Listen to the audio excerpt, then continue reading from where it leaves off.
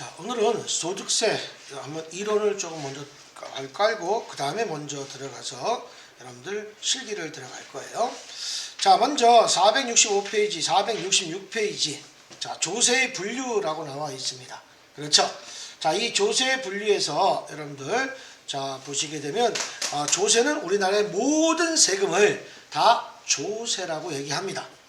그래서 여러분들 제가 기초 때 얘기했었죠. 전기세라고 하지 않고 전기요금이라고 한다. 수도세, 이건 나라의 게 아니다. 이건 수도요금이다. 그렇죠?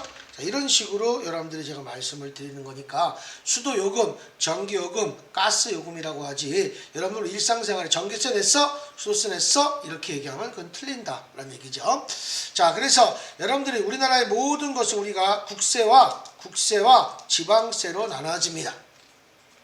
자, 국세도 보통세와 목적세, 지방세도 보통세와 목적세로 나눠집니다. 말하자면 보통세와 목적세의 뜻은 뭐냐? 목적세는요, 내가 농어촌 특별세에다가 목적세로서 농어촌 특별세가 있고 교통 N세가 있고 뭐 교육세가 있어. 그러면 교육세에다가 걷어들였으면 그 교육세에다만 쓰는 거야. 다른 데 쓰면 안 되는 거야. 그게 목적세고, 보통세라고 하는 것은, 우리가 보통세라는 것은 내가 부가가치세를, 법인세를 다 받아들였어. 세금을 걷었어. 소득세를.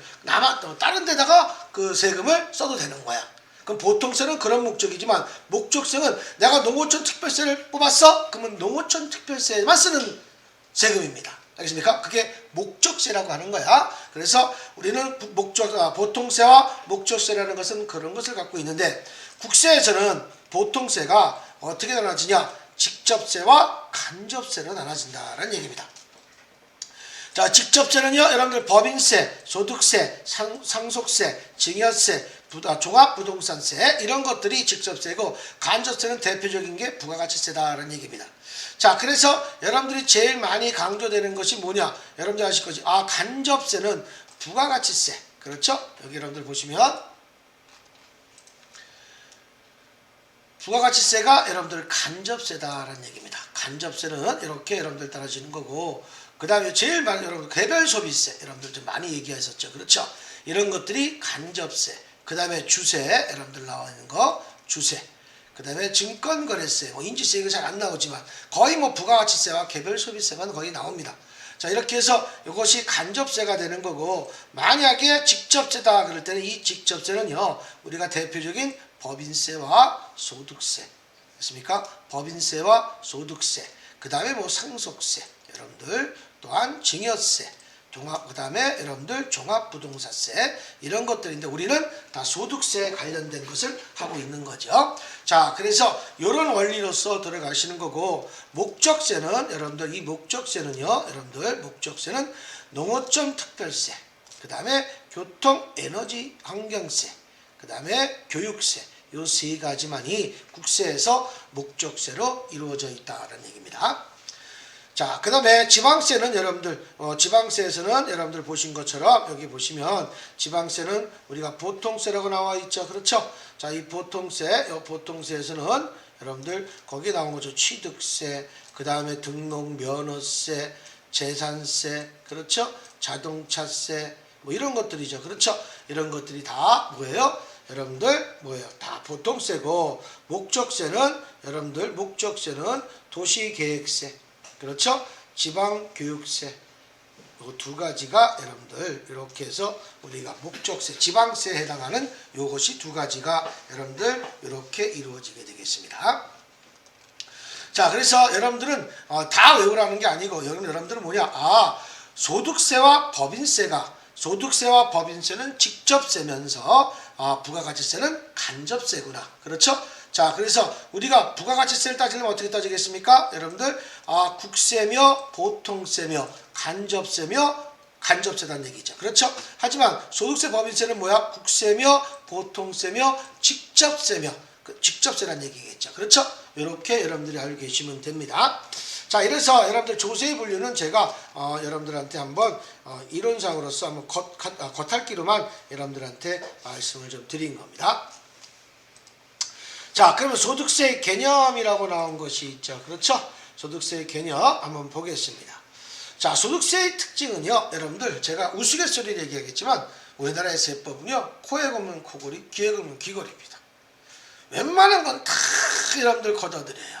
그래서 여러분들 나중에 이제 보시면 알겠지만 소득세의 특징이라고 나와 있죠. 소득세는 자연인이라는 것은 여러분들 TV에 나와 있는 자연이 아니고 법적 인격체가 있는 사람을 얘기하는 거예요. 알겠습니까? 자연인은, 그래서 자연인은 소득을 과세 대상으로 하는 조세이다. 그래서 사람한테 매기는 것이 조세고 물건한테 매기는 세금은 부가가치세라는 얘기죠. 그렇죠? 자, 법인한테 매기는 건 법인세고요. 개인에서는 법인세가 없죠. 그렇죠? 자, 그래서 사업소득이 있는 거죠. 자, 그래서 소득세는 국세로서 다음과 같이 특징을 갖는다. 그래서 우리 경상적이다라는 말은요, 계속적이고 반복적이다라는 말을 경상적이라고 얘기합니다. 계속적이고 반복적인 소득에 대해서만 과세한다. 이렇게 되어 있죠. 자, 그래서 소득세 특징은 이렇게 5가지로 이루어져 있습니다. 자, 그래서 여러분들 이 포괄주의라는 말이 하나 때문에 모든 세금은 다 귀에 걸면 귀걸이, 코에 걸면 코걸이 이렇게 다 된다는 얘기죠. 국세 얘기했었죠. 부가권자가 국가인 조세이다. 국가가 걷어들이는 세금이라는 얘기죠. 직접세, 세금의 담세자와 납세자가 일치하는 세금이다. 우리 부가가치세는 일치하지 않죠? 그렇죠? 담세자와 뭡니까? 여러분들 납세자는 일치하지 않죠. 그렇죠? 하지만 직접세는 소득세는 직접세, 소득세 말하자면 이것은 뭡니까? 세금의 담세자와 납세자가 일치하는 세금이다라는 얘기입니다. 또한 보통세, 사용 목적에 정해지지 않고 국가의 재정에 사용되는 보통세이다. 그러니까 여러분들 이런 거 있잖아요. 지금 모든 세금을 다 걷어들여서 지금 여러분들 국비 지원에다 많이 하는 거 있잖아요. 그렇죠? 그러니까 목적세는 그 목적에 세금을 걷어서 거기에다만 쓰는 게 목적세지만 보통세는 모든 세금을 걷어들여서 필요한데 적시적격으로 우리가 쓸 수 있는 세금을 보통세라고 얘기합니다. 신고납부라고 나와 있죠. 과세표준, 매출액이지요. 매출액. 자, 과세표준과 세액을 정부가 결정하는 정부 부가조세인 상속세 등과는 달리 상속세는 나라에서 정해주잖아요. 납세의무자가 과세표준과 세액을 정부에 신고하는 세금의 납세의무가 확정되는 신고납부조세이다. 우리나라의 세금은 자진신고납부제라고 얘기하지만 우리가 자진해서 신고 안 하면 어떻게 돼? 우리 통지로 날라오죠. 그렇죠? 세금 내라고. 자, 그래서 신고납부란 얘기고. 자, 제일 중요한 말은 요 말입니다, 여러분들. 자, 그래서 여기 나온 것처럼 우리가 소득 원천세례 열거주의 과세 방식과 유형별 포괄주의라고 나와 있습니다. 됐습니까? 자, 요거 보겠습니다. 과세소득에 규정하고 있는 방식으로 소득세법은 법령에 열거된 소득에 대해서만 과세하는 열거주의 과세 방식을 택하고 있다. 열거주의 말하자면 우리 종합소득세 6가지로 열거되어 있어요. 알겠습니까? 뒤에 나오지만 그래서 6가지가 뭐냐면 첫 번째 이자소득, 두 번째 배당소득, 세 번째 사업소득, 네 번째 근로소득, 다섯 번째 연금소득, 여섯 번째 기타 소득입니다. 우리 옛날에 배웠던 분들은요, 우리가 부동산 임대업도 있고요, 살림소득도 있었어요. 그 부동산 소득과 살림소득도 이것도 사업소득으로 다 들어가 버렸습니다. 알겠습니까? 포함되기 8가지가 아니고 이제 6가지입니다. 자, 그 다음에 여러분들 보시면, 자, 그래서 거기 나온 이자 배당에 대해서 경제 변화에 따른 신종소득의 법 개정이 없이 탄력으로 포착하기 위하여 법령에 열거되지 아니한 것도 유사한 소득으로 동일하게 가소할 수 있도록 유형별 포괄주의. 이게 금방 얘기했죠? 귀에 걸면 귀걸이, 코에 걸면 코걸이에 다 세금을 다 걷겠다. 이런 얘기입니다. 이해갔습니까? 그래서 우리가 이자 배당 소득에 대해서는 경제적 다른 신종 소득의 법 개정이 없이 탄력적으로 포착하기 위하여 법령에 열거되지 아니한 경우에도 유사한 소득에 동일하게 과세할 수 있도록 유형별 포괄주의 과세 방식을 채택하고 있다라는 얘기입니다. 이해가 됐습니까? 자, 이렇게 해서 이것이 여러분들 소득세 특징을 여러분들이 이렇게 열거돼서 말씀을 드린 겁니다. 자, 이런 식으로 해서 여러분들 해주신 거고요. 자, 그 다음에 여러분들 밑에 보시면 두 번째 소득세의 조건이 있어요. 소득세의 조건. 자, 굉장히 중요한 건데 이 소득세의 조건을 한번 보겠습니다. 첫 번째, 소득을 원천별로, 우리가 원천별은 뭐야? 원래 세금을 내야 되는 거예요. 그렇죠? 구분하여 제한적으로 열거하고 그 다음에 원칙적으로 계속적이며 반복적으로 발생하는 것만이 과세 대상으로 우리가 과세 대상으로 한다 이렇게 나왔어요. 그렇죠? 자, 그래서 현행소득세법은 기본적으로 소득 원천세의 입장에 취하고 있다라고 나와 있죠. 자, 그 다음에 여러분들 세 번째, 현행소득세법은 사업소득의 경우에 그 소득의 범위를 원칙적으로 그 사업에서 계속적 반복적으로 발생하는 것을 국한하고 있다라고 나왔습니다.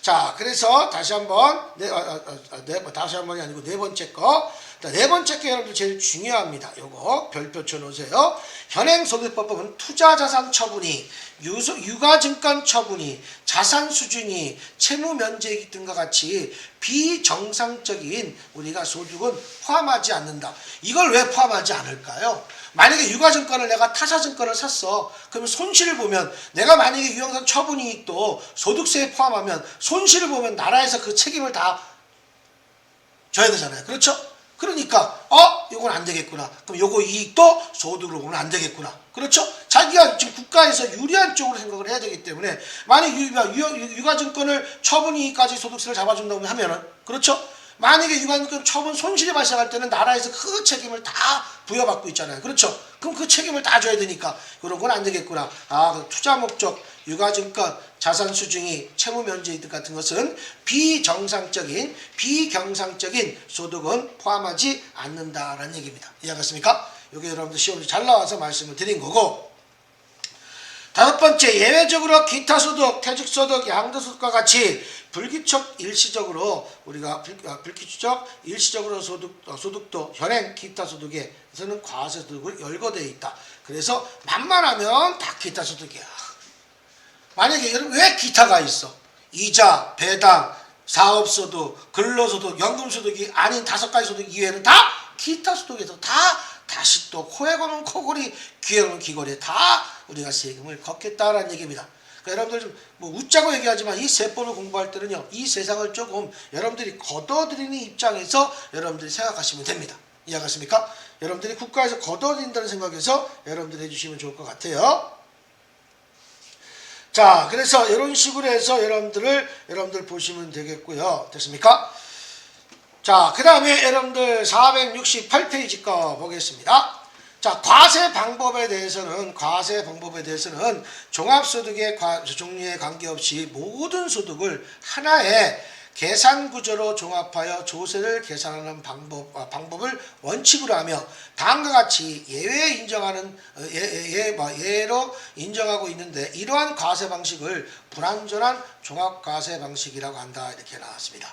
자, 여기 종합과세라고 나와 있죠. 그렇죠? 이 종합과세란 1월 1일부터 12월 31일까지에 발생하는 납세 의무자의 이자소득, 배당소득, 사업소득, 그 다음에 근로소득, 연금소득, 기타 소득을 합산하여 과세하는 방식을 우리가 의미한다. 만약에 근로소득만 있으면 근로소득은 2월 말일까지 하잖아요. 그렇죠? 하지만 근로소득 이외에 저처럼 기타 소득도 있고 사업소득도 있으면 5월 말일까지 우리가 5월 말일까지 종소세라고 하죠. 종합소득세를 납부합니다. 이해하셨습니까? 이렇게 알고 계시면 됩니다. 자, 그래서 우리가 매년 매달 5월 1일부터 5월 31일까지 됐습니까? 신고 납부하는 종합소득세가 종합과세에 의해 계산되는 방식이다 이렇게 나왔어요.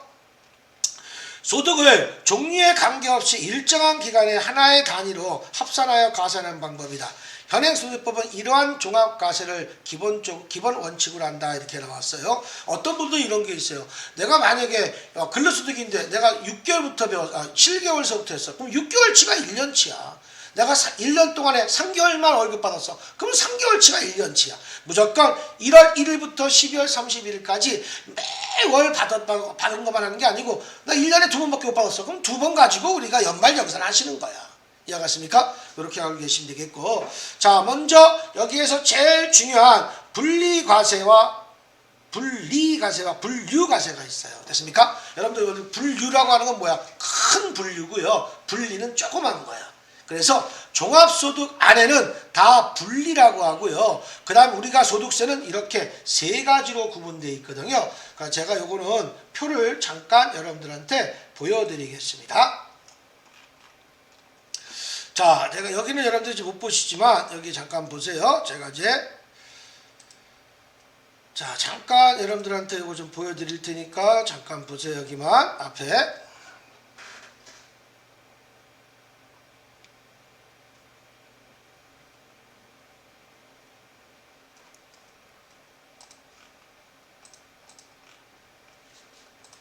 자, 이렇게 여러분들 보셔서 보실까요? 여러분들 이거 어떻게 지우지? 이거 옆에 있는 거 이거 어떻게 지우죠?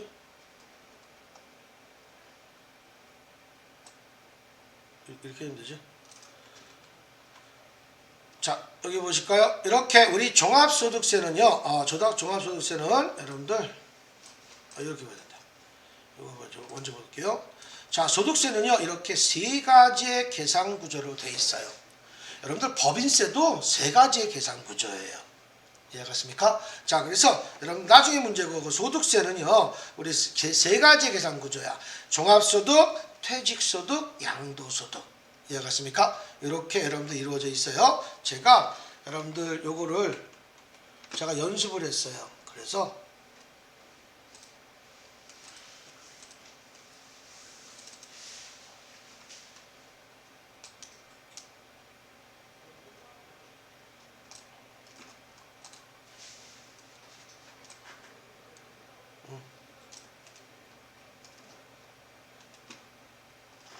소득세 세 가지.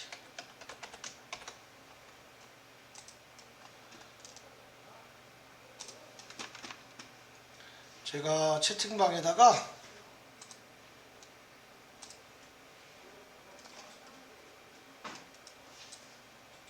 요거는 올려드릴게요. 여러분들 어디 들어?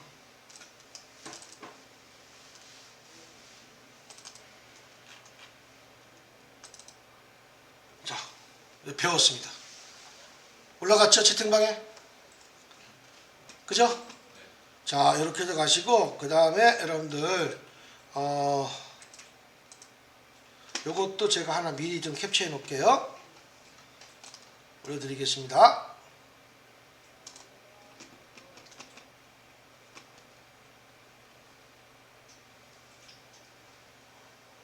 이거 틀렸는데 나중에 또 하지 뭐.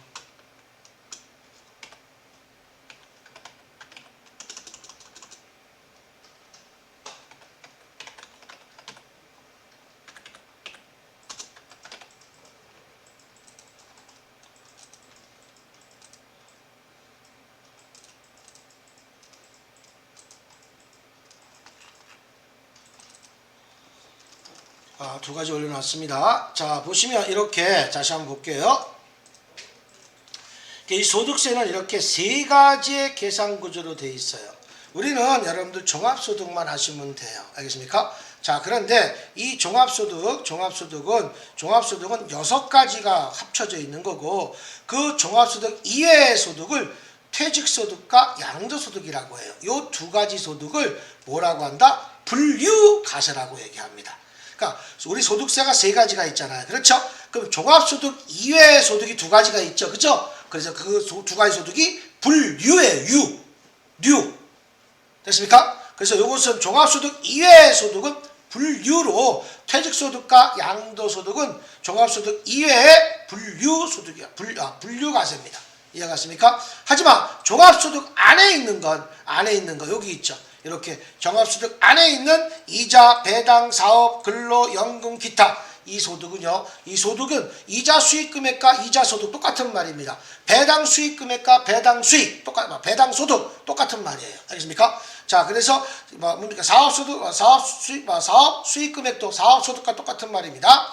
이런 것들이 여러분들 여섯 가지가 요것은 종합소득 안에 있는 건 분리과세고 종합소득 이외에 퇴직소득과 양도소득은 분류과세라는 얘기입니다. 이해가십니까? 여러분들 요거 분명히 알고 계시기 바랍니다. 나중에 여러분들도 보여드리고요. 자, 그래서 분류라고 하는 것은 여러분 여기 써있죠. 여기가 분류, 그렇죠? 분류과세. 자, 그래서 요 분류과세는 여기 써있죠. 그렇죠? 퇴직소득과 양도소득이라고 써 있습니다. 그렇죠? 이렇게 돼 있고요. 그 다음에 여러분들 보시면 그 분류과세 한번 얘기해 보겠습니다. 해볼게요. 분류과세란 종합소득을 합산하지 않고, 그렇죠? 종합소득이 합산하지 않고 그 소득을 종류별로 그 구분하여 각각의 세원을 별도로 과세하는 방식을 말한다. 그래서 퇴직소득과 양도소득을 이것을 분류과세라고 얘기합니다. 또한 분리과세라고 하는 것은 우리가 종합과세되는 소득 중, 그러니까 종합과세 중 말하자면 우리가 이자 여기 써 있죠. 요것이 여러분들 다 볼게요. 여기 요거 얘기하는 거야. 요것이 종합소득 요거. 자, 이자소득, 배당소득, 사업소득, 근로소득, 연금소득, 기타소득 이렇게 나온 거 있죠. 그렇죠? 이 소득을 6가지를 얘기하는 거야. 그래서 종합과세되는 소득 중 6가지 소득 중 됐습니까? 기간별로 합산하지 않고 그 소득이 지급될 때 원천징수로 과세 절차가 종결되는 소득을 말한다. 이렇게 나왔어요. 그러니까 말하자면 12월 말일까지 기다리지 않고 여러분들 바로바로 내는 세금들이 있어요. 한 예를 들어서 여러분들 복권 당첨을 받았다 보자. 자, 주원씨 복권 당첨 받았어. 10억. 몇 프로 뜁니까? 3억 초과하니까 30% 뛰는 거야. 지방소득세까지 하면 33%. 그러니까 소득세는 30%, 그 다음에 지방소득세는 거기에 소득세 10%가 3%니까 33%예요. 그러니까 3억이 기준이야. 3억 초과하면 30%, 3억 이하는 20%. 됐습니까? 이런 것들을 외우셔야 되는 거야. 왜요? 그런 건 나한테 얘기하면 안 되는 거야. 알겠습니까? 자, 그래서 3억까지 기준해서 3억을 기준해서 아니 로또 복권이나 주택 복권 있잖아. 그렇죠? 로또 복권만 아니고 주택 복권도 마찬가지로 3억이 기준이야. 3억이 기준해서 3억 초과하면 30%, 소득세는 30%야. 지방소득세까지 33%가 되겠죠. 그렇죠? 그다음에 3억 이하는요. 여러분들 뭡니까? 22% 이렇게 되는 거죠. 20%에서 2%가 지방세니까. 그래서 이렇게 해서 우리가 그런 거 어떻게 돼? 기타 소득이란 말이야. 그렇죠? 내가 그런 것들은 뭐야? 내가 복권을 당첨금을 받을 때 세금을 떼잖아. 이것이 다 분리과세야. 그러니까 세금을 먼저 떼고 받는 것들 있죠? 이런 것들이 다 뭐예요? 분리과세란 얘기야. 종합소득까지 기다리지 않아. 12월 말기지 않고. 그러면 만약에 우리 복권 당첨은 나중에 세금 떼게요. 나중에 세금 내요. 그럼 돈 먼저 줍니까? 아유, 그러면 안 되잖아요. 그렇죠? 이런 것들이 종합소득 안에 있는 것이 다 분리과세인데 여기에 보시면 사업소득 옆에는 있어요, 없어요? 사업 옆에는 있어, 없어요? 없죠? 사업소득은요 분리과세 대상자가 아니다. 사업소득 하나만큼은.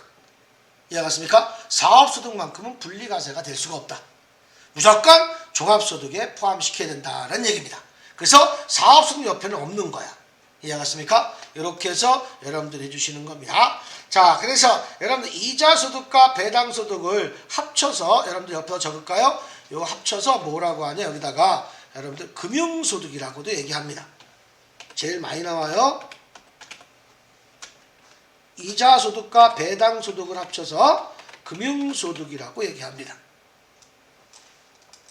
자, 다시 한번 금융소득은 뭐라고요? 여기다 쓸게요. 이자소득과 플러스 배당소득을 합쳐서 우리가 뭡니까? 금융소득이라고 얘기합니다. 이렇게 밑에다 써야 되겠다. 이렇게. 그렇죠? 자, 그래서 여러분들 다시 한번 우리가 금융소득은 이자소득 플러스 배당소득을 합쳐서 금융소득. 금융소득이 뭐야? 우리가 은행 거죠? 그래서 은행을 금융기관이라고 얘기하잖아요. 그렇죠? 거의 다 금융에서 다 하잖아요. 그렇죠? 자, 그래서 여러분들 금융소득은 이자소득 플러스 배당소득이다라고 알고 계시면 됩니다. 됐습니까? 자, 그래서 우리가 이제 이거 외우셔야 돼. 자, 종합과세는요, 종합소득은요, 6가지가 있다. 2배사 근영기. 그렇죠? 그래서 이자소득, 배당소득, 사업소득, 근로소득, 연금소득, 기타소득 이렇게 6가지가 있다라는 얘기입니다. 다시 한번 정리할게요. 소득세는 3가지의 계산구조로 되어 있다. 종합소득과 퇴직소득과 그 다음에 연금소득이 퇴직소득과 뭐 있습니까? 네? 양도소득이 있죠. 그렇죠? 자, 다시 한번 소득세는 몇 가지가 있습니까? 3가지가 있다. 다시 한번 여러분들 종합소득, 그 다음에 퇴직소득, 그 다음에 양도소득. 그럼 종합소득 이외의 모든 소득은 분류과세 대상으로 퇴직소득과 양도소득은 분류과세에 해당된다는 얘기입니다. 자, 그래서 여러분들 종합과세 대상에서는 또한 6가지가 있다고 그랬죠?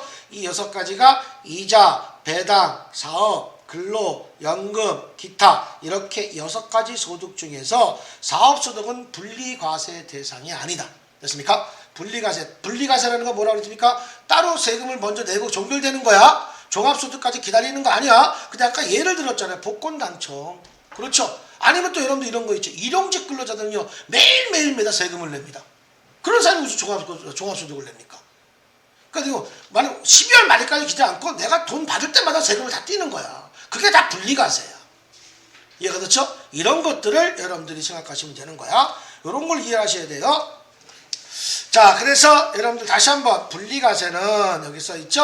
한 번 더. 분리과세라 뭐라고 나왔습니까? 종합과세 되는 소득 중 6가지 소득 중 기간별로 합산하지 않고 그 소득이 지급될 때 원천징수로서 과세 절차가 종결되는 소득을 말한다. 세금을 그냥 바로 납부한 거란 말이야. 한 예를 뭐라고 그랬죠? 내가 복권 당첨하면 그날 내가 복권 당첨을 내가 은행 가서 타면은 세금 떼고 받잖아요. 내가 10억을 내가 복권 당첨 받았어. 그럼 얼마 받겠습니까? 6억 7천만 원 받아요.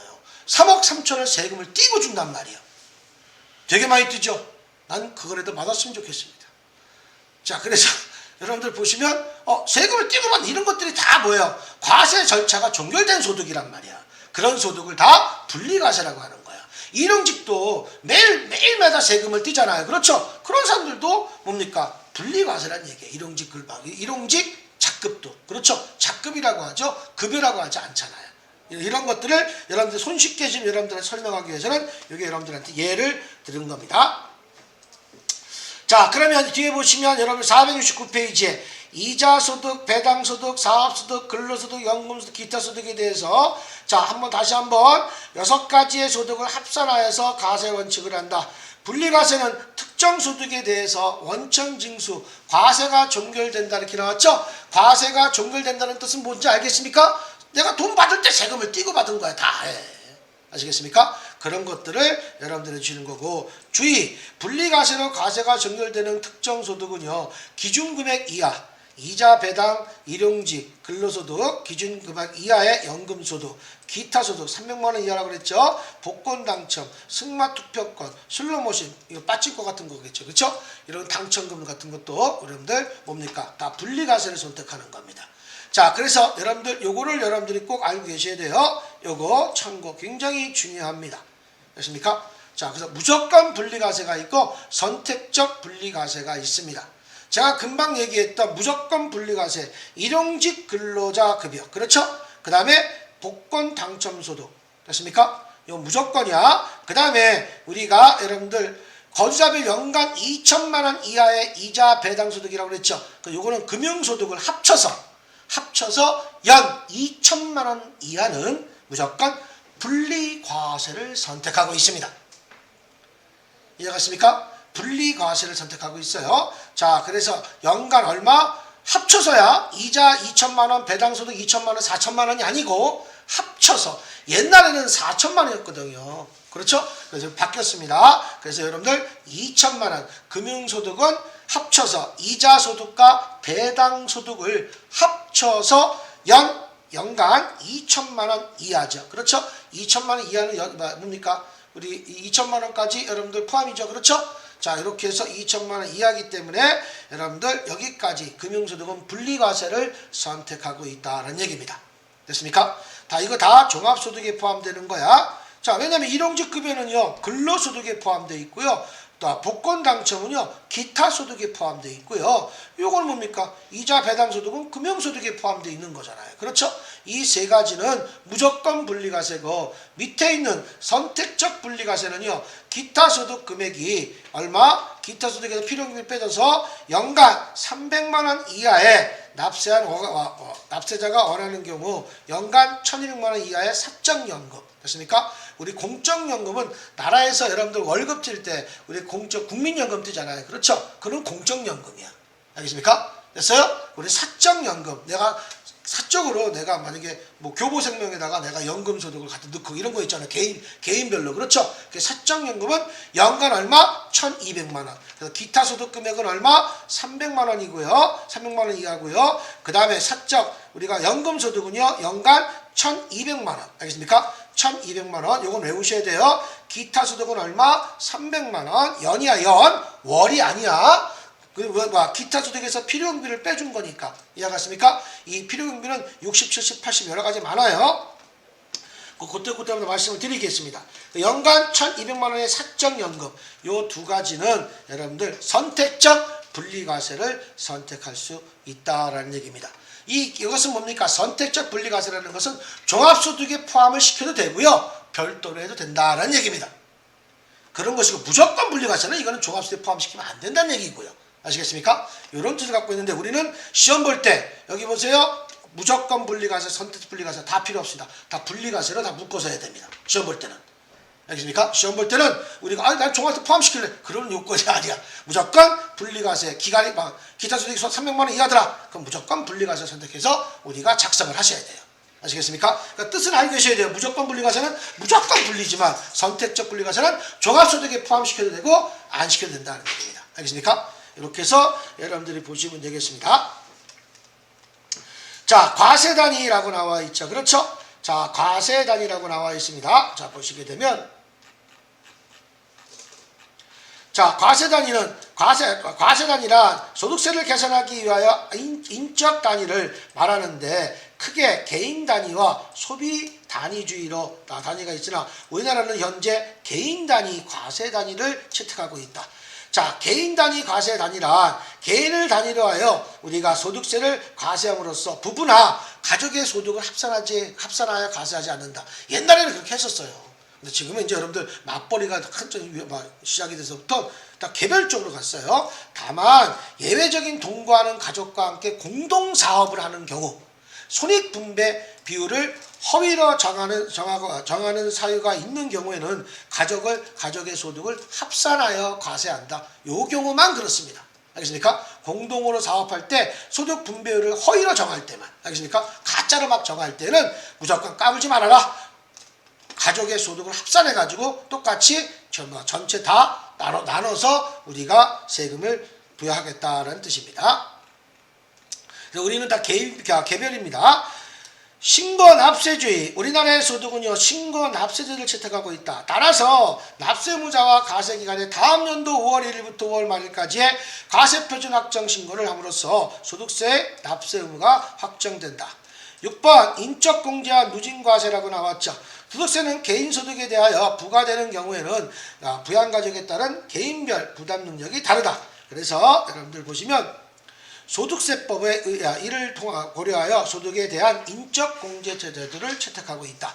우리가 나중에 여러분들 한번 저번에 얘기했었죠. 우리가 1인당 150만원 공제하는 거 있죠. 그렇죠? 그 내가 외우라고 그랬었죠.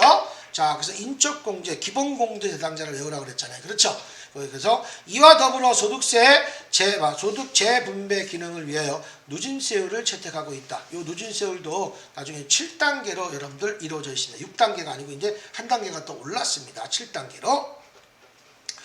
자, 그래서 여러분들 거기 나와 있는 것처럼 원천징수제도 7번 거 먼저 하겠습니다. 자, 원천징수란 소득을 지급하는 자가 소득을 지급받는 자의 조세를 징수하여 정부에 납부하는 제도다. 말하자면 우리 여러분들 근로소득 같은 건 어떻게 되겠습니까? 세금을 어떻게 돼요? 그 회사에서 세금을 먼저 떼잖아요. 그렇죠? 떼었다가 잠시 맡겨놨다가 내가 갖고 있다가 예수금으로 처리했다가 다음 연도 10일 되면 무조건 납부해야 되잖아요. 그렇죠? 그래서 반은 내가 걷어들였다가 반은 회사가 같이 부담해줘서 같이 납부해주잖아요. 그렇죠? 그럼 내가 만약에 다른 사람한테 국민연금 45,000원 떴다. 그럼 내가 또 회사에서 납부할 때 45,000원 붙여서 9만원을 납부하게 되는 거죠. 그렇죠? 이런 식으로 하게 되는 거예요. 자, 그래서 그 소득을 지급하는 자가 그 소득에 대하여 원천징수세액을 차감한 잔액만을 지급하고 그 다음에 그 원천징수세액을 정부에 납부하는 것이다. 이렇게 나왔어요.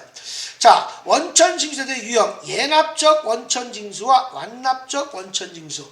완납적 원천징수는 옆에 뭐라고 써 있습니까? 분리과세라고 적어놨죠.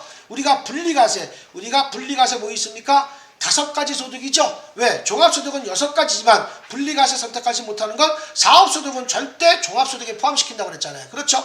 그래서 우리는 완납적 원천징수는 먼저 여러분들한테 말씀을 드리지만 완납적 원천징수는 분리과세를 선택하고 있다. 분리과세를 얘기한다라는 얘기입니다. 그 분리과세 몇 가지? 5가지야. 한번 적어볼까요? 분리과세 여러분들 여기다 한번 적으실까요? 한번 외우시는 거야. 이자소득, 그렇죠? 그 다음에 배당소득, 그 다음에 사업소득, 근로소득, 연금소득. 그렇죠? 아이고, 내가 사업소득은 뺀다 그랬죠? 그렇죠? 연금소득, 그 다음에 기타소득. 그렇죠? 이런 것들이 우리가 말하자면 분리과세죠. 그렇죠? 자, 다시 한번 얘기하겠지만 이거 여러분들 분리과세는 원래 5가지야. 그렇죠? 여기 원래 종합소득은 6가지가 있었잖아요. 그렇죠? 근데 뭐만 빠진 거야? 여기에서 사업소득만 빠진 거야. 사업소득은 분리과세를 선택할 수 없다고 그랬어요. 여기서 여러분들 보여드렸잖아요. 여기 보세요. 사업소득은 절대 여기 써있죠? 그렇죠? 사업소득은요 절대 분리과세를 선택할 수가 없습니다. 이해가십니까? 됐어요? 자, 그래서 이렇게 보시면 되겠고요. 자, 그럼 예납적 원천징수 읽어보겠습니다. 예납적 원천징수. 예납적 원천징수는요, 이것은 종합소득에 포함시킨다는 뜻이에요. 다 원천징수 의무자가 소득을 지급할 때 세법의 규정에 의하여 원천징수하고 납부함으로써 납부 의무가 종결되는 것이 아니라 당해 소득을 종합소득에 합산하여 신고하거나 확정 정상 절차를 거치는 원천징수를 말한다. 이 경우 종합소득을 신고하는 자는 종합소득에 납부할 세금에 원천징수된 세금을 미리 납부한 세액이라 기납부세액에서 공제한다. 이렇게 나왔죠. 이 얘기는 어떤 거냐면 여기 보시겠습니까? 자, 여러분들 보시면 이거 나왔었죠. 여러분들 크게 봤을 때. 그죠? 자, 여기 보세요. 종합소득에 포함시켰어. 그럼 요 기납부세액이 있죠. 요 기납부세액. 만약에 내가 이런 게 있잖아요. 만약에 예를 들어서 내가 이자 금융소득이 5천만 원이야. 그러면 어떻게 돼? 우리가 2천만 원 이하면 분리과세를 선택했을 거 아니야. 그렇지? 근데 5천만 원이니까 무조건 종합소득에 포함시켜야 될 거 아니겠습니까? 그러면 2천만 원, 그러면 기납부세액에서 빼줘야 될 거 아니야. 똑같이 2천만 원은 나중에 빼줘야 될 거란 말이야. 그렇죠. 분리과세 선택할 수 있는 건데 금액이 2천만 원 오버됐기 때문에 5천만 원이면 나중에 5천만 원 종합세액 들어가고 나서 기납부세액은 똑같이 2천만 원만큼 빼줘야 될 거 아니겠습니까? 그렇죠. 그래야지 공평한 거 아니겠어요. 그렇죠. 그래서 요 기납부세액은 분리과세를 납부한 것들 있죠. 아니면 선납세 같은 것들을 이런 것들을 얘기해 주는 거야. 자, 그래서 이렇게 보시면 되겠고요. 자, 그 다음에 여러분들 완납적 원천징수. 그 다음에 여러분들 옆에 보면 예납적 원천징수는 종합소득에 다 포함시켜서 한다. 그 얘기예요. 종합소득에 포함시켜서 한다는 거.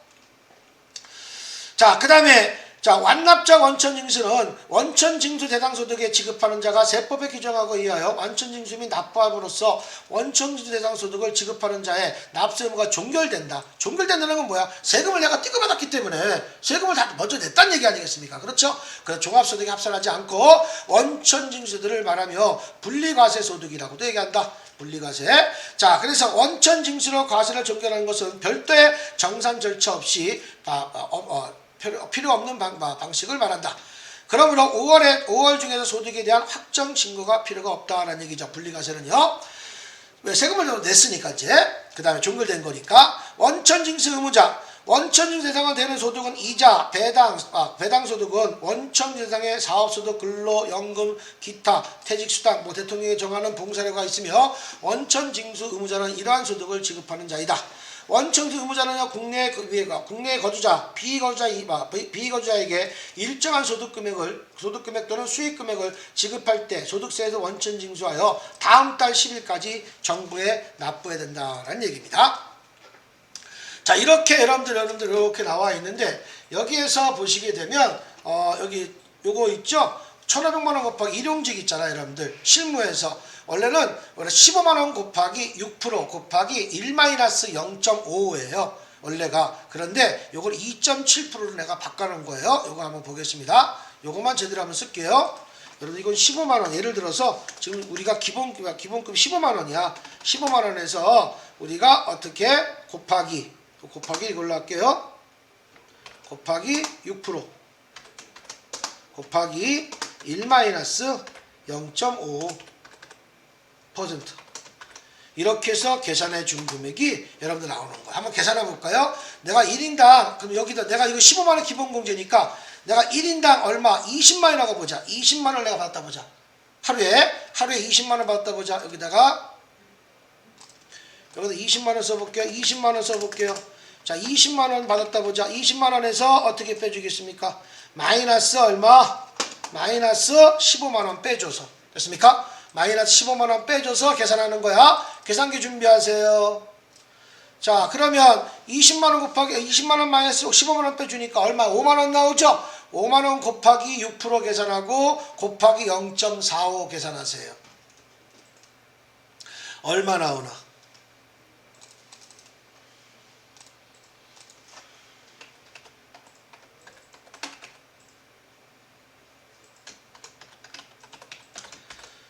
소득세가 1,350원이 나옵니다.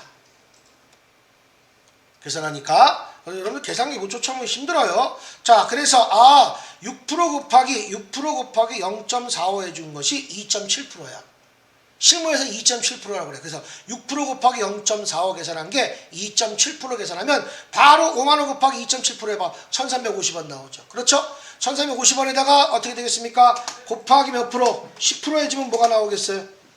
지방소득세가 나오는 거죠? 지방소득세 얼마가 되겠습니까? 130원이 되는 거예요. 왜? 심의만 절사니까. 135원 하면 안 돼. 알겠습니까? 그래서 합쳐서 합이 얼마야? 합이 어떻게 나오냐? 합이 얼마? 1,480원이에요. 이렇게 나오는 거예요. 이해가십니까? 1,000원 미만은요 세금을 안 냅니다. 1,000원 이상서부터 냅니다. 이거는요. 알겠습니까?